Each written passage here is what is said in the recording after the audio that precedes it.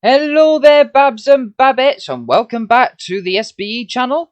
And today is another History Corner video. And today we will be discussing the SS Great Britain.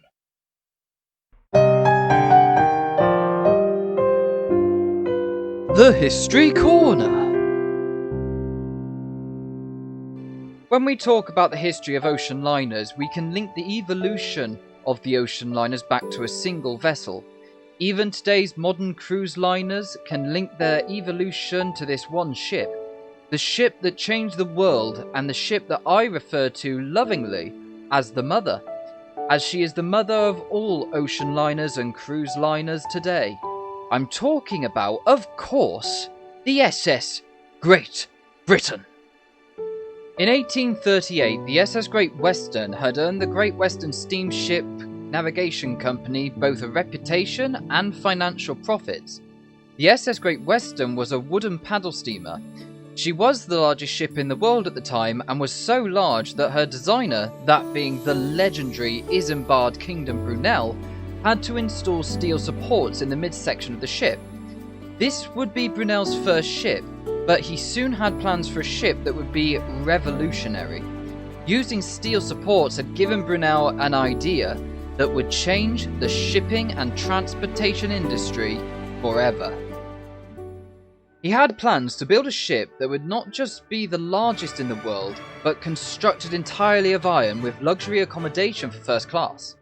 Nothing like this had been attempted before. Although some had experimented with steel on ships before, no one thought a fully iron-built ship would even float. The team that built the SS Great Britain would be Isambard Kingdom Brunel, Thomas Guppy, Christopher Claxton, and William Patterson. However, with Brunel's reputation at its height at this point, he would assert all control over the construction of the ship and the design. The SS Great Britain would be built in Bristol's Great Western Dry Dock and specially adapted for the project. In 1838, the largest iron-hulled ship in the world at the time, that being John Layard's 213-foot steam packet ship Rainbow, visited Bristol. Brunel dispatched his associates Christopher Claxton and William Patterson to take a return voyage to Antwerp to assess the iron hull. Both men returned and were convinced that iron would be the building material of the future. Brunel scrapped the idea for building the Great Britain from wood and convinced the Great Western Steamship Navigation Company to build the Great Britain from iron. At the time, wood was becoming more expensive, whereas due to the Industrial Revolution in full swing, iron was becoming cheaper. It wasn't just the costs, however, that Brunel realised the advantages. On a normal wooden vessel, the ship's size is limited by the wooden hull.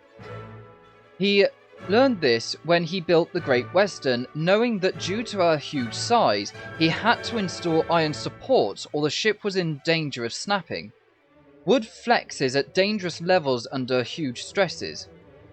Using iron, the material allows for almost endless size and capacity. Iron can be made thin with no detriment to strength. Wood was bulky and would take up space inside the ship. The idea would be criticised, but Brunel knew this was the way forward for shipbuilding. The size of the ship by the fifth draft had grown to 3,400 tons, meaning it was 1,000 tons larger than any ship in existence. The Great Britain would be the largest man-made moving object in history and would surpass any engineering project at the time, possibly excluding the Thames Tunnel that Brunel was also building. Construction would start with the laying down in 1839. In today's world, where large ships are in excess, it is hard to imagine that the Great Britain was the revolutionary ship that she was. And she did indeed change everything, and to many historians and ocean liner enthusiasts, the SS Great Britain is the first true ocean liner. In her day, she was as revolutionary as Concorde was for the 1960s.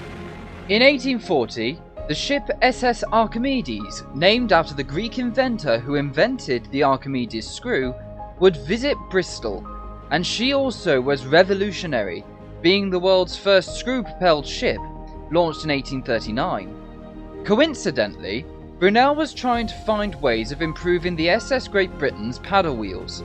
Brunel took immediate interest in the new technology, and the ship's owner, Francis Petit-Smith, lent the ship to Brunel to conduct tests of several propeller designs.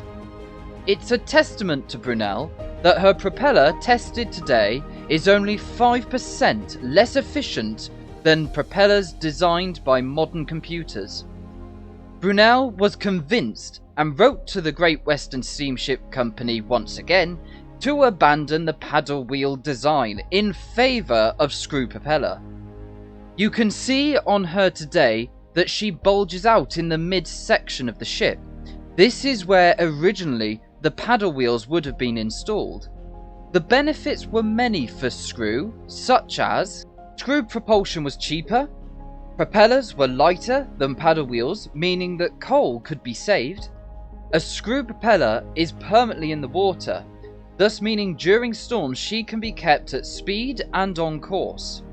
During storms, when the ship leaned from side to side, paddle wheels would dip in and out of the water, causing the ship to go off course and slowing her down. Less bulk, meaning she could maneuver easily and there was less water drag. Propeller engines take up less room, meaning that more space could be used for cargo. The engine machinery could be kept in the lower hull, meaning the ship had a much greater centre of gravity, becoming more stable. By December of 1840, it was agreed that paddle wheels would not be used and Brunel was to install the new propeller technology. However, it would set the construction back 9 months. While Brunel was building the SS Great Britain, he was also working on another ship with the Admiralty, HMS Rattler, a navy vessel that was also to be prop-driven. Brunel took the opportunity to perform more tests, the most famous being that of a tug-of-war between HMS Rattler and the paddle steamer HMS Electo to prove a prop's dominance.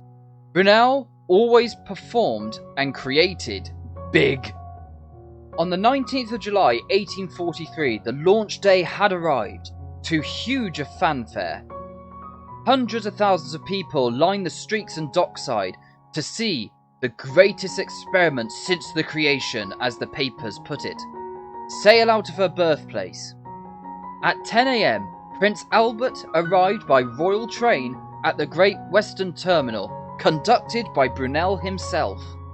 A band of the Life Guards played works by Lebitsky and a selection from the Ballet of Alma. By noon, Prince Albert had arrived at the Great Western Dock. His first impressions of the SS Great Britain's size and technology would have been incredible. To see something like this for the very first time, something revolutionary, would have caused him great pride and wonder. Prince Albert, after all, was incredibly passionate about technology and engineering. After a banquet, Prince Albert would go to the ship for the naming ceremony. Mrs. Clarissa Miles, wife of Philip John Miles and mother of Bristol's MP Philip William Skinner Miles, was chosen to christen the SS Great Britain. As she stood on the specially erected platform with Brunel and Prince Albert and other dignitaries, she grabbed the champagne bottle and launched it at the hull. However, the steam packet or tug, the Avon, had already started to pull the ship out of the dock, and the bottle fell around 10 feet short of its target. This was seen as a bad omen. However, Prince Albert came to the rescue. He grabbed a second bottle from the table and launched it at the ship's hull, smashing and completing this ceremony. Avon had started to pull while the shore warps were still attached. The tow rope snapped. Due to this delay, Prince Albert had to return to the railway station and missed the ending of the programme. After some delays, the SS Great Britain was finally fitted out and ready for her maiden voyage on the 26th of July 1845. As she approached New York, Lord knows what the reaction would have been. The crowds would never have seen something like this before. The SS Great Britain was one of the most important and greatest achievements of the Industrial Revolution. No longer were passengers considered cargo. They would be priority and serve the passengers in luxury for first class. Second class was comfortable, but for third class were mostly just bunk beds with hard strawed mattresses. However, this was the first step to providing accommodation and food and entertainment for passengers being number one priority. This was the start of the true ocean liner trade that would embody both cultures, countries, and would lead to liners being used as symbols of a country's might. At this point, I would just like to note that Samuel Cunard in 1840 started what was to become the Cunard Line in 1840 with his first ship, Britannia. Yes, again, Britannia was revolutionary in the treatment of passengers and them being the absolute number one priority. However, the reason that I am calling the SS Great Britain the first true ocean liner is due to the fact that she incorporates all the things that the ocean liners would be. The luxury inside the SS Great Britain, the iron hull and the sprue propeller all add to this factor. The Britannia was a wooden paddle steamer in 1840 and her accommodation was not luxurious. In fact, Charles Dickens once sailed to New York on the Britannia and he noted that it was like a coffin with windows. So I would just note that as much as Samuel Cunard is a hero of mine, probably one of my main heroes in life is Samuel Cunard, and I will be doing a later video about Samuel Cunard and the Cunard Line in a later video in the future, I am just stating the SS Great Britain is the first true ocean liner. An interesting fact to note that while the Great Britain after launch was set back by delays in her fitting out, while Brunel was busy trying to get the fitting out arranged for the SS Great Britain, Samuel Cunard was able to get the Royal Mail contract from the UK government. This was a contract that Brunel sorely wanted and needed for the financial success of his endeavour, but Samuel Cunard, being again another genius, got there first before Brunel. The SS Great Britain would not have much luck and would be involved in several accidents. On her second Atlantic crossing, she got caught in a storm which caused a mast to collapse and for her to lose 3 propeller blades. On the 13th of October, she ran aground on the Massachusetts shoals. She was refloated and after borrowing coal from the American packet David Coffin, resumed her voyage. It was soon realised that the ship's clipper bow type design, and possibly due to the bulging in the middle of the ship, where originally the paddle wheels had been, caused the ship to roll heavily in even calm waters, without stability of sails counteracting the roll. After several repairs, the SS Great Britain's first major incident would occur on the 22nd of September 1846. The Great Britain ran aground on Dundrum Bay in Northern Ireland. This was originally thought to be due to the compass getting confused, as the ship's iron hull may have set it off course. However, Brunel had already thought of this. It is most likely that the captain had navigated the ship incorrectly, possibly due to unupdated charts. She was stranded in the bay, and on hearing the news, Brunel went straight to the site. Brunel, with James Brenner, designed a protective wall around the ship to stop damage during storms. However, she was there for almost a year. Brunel wrote several angry letters to the Great Western Steamship Company, and he was devastated at his most treasured creation being left to be damaged by storms, weather, and possibly even looters. After that year, the Great Western Steamship Company had refloated her at a cost of £34,000. The Great Western Steamship Company could not afford the repairs. The collision with the bay had caused extensive damage to the Great Britain's hull and also her engines. The Great Western Steamship Company could not afford further repairs, and they sold her. She would be sold a few times during her lifetime. Working on the UK to Australia run, she performed her service during the Crimea War as a troop ship, and even being made into a sailing ship. In 1882, she was a sailing ship carrying bulk coal.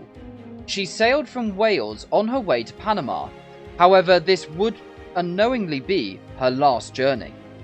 A fire broke out on board, and by the time she reached Port Stanley in the Falkland Islands, she was deemed too damaged to be repaired.